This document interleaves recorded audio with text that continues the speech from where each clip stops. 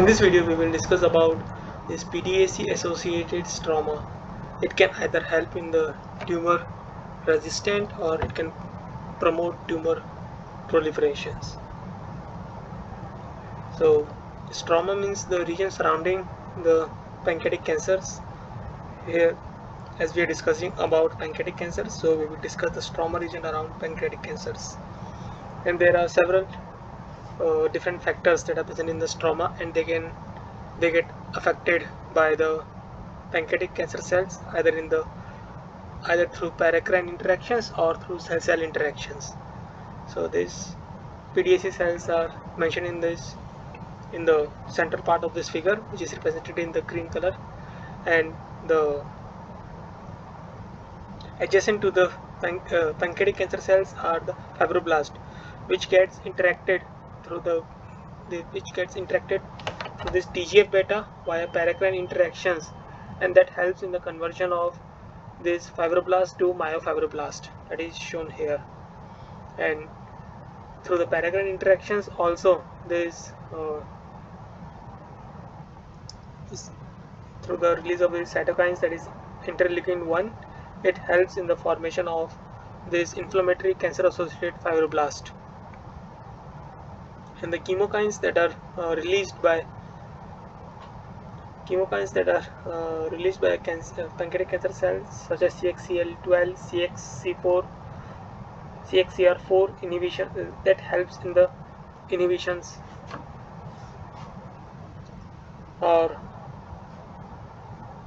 what we can say that this helps in the case of forming a layer that prevents the immune cell detections, and that helps in the prevention of immune cell detections. And other things are that we will discuss about the immune cells.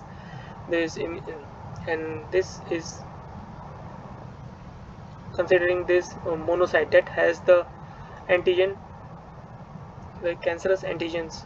So this cancerous antigens will be detected by this T cells through the MHC, that is major histocompatibility complex, and these are the antigen presenting CAF, that is cancer associated fibroblast. So this helps in providing the antigen informations to the immune cells, and then immune cells will be able to generate the antibodies targeting those antigens.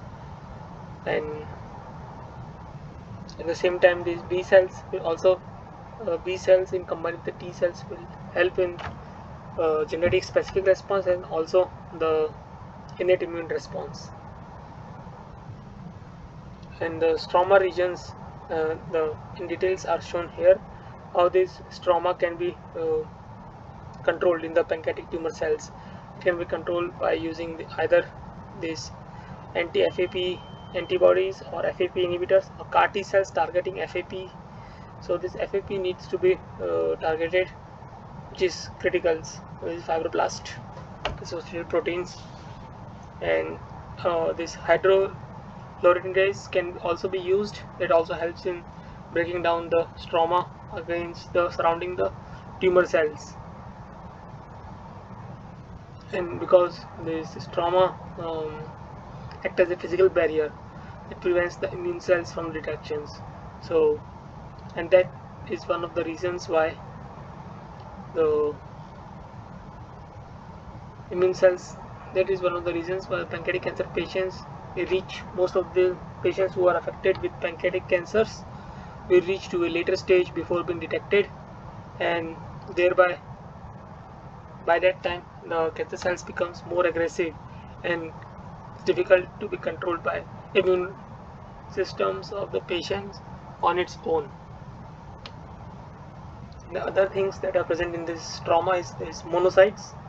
Monocytes can be differentiated into these macrophages, and these macrophages can either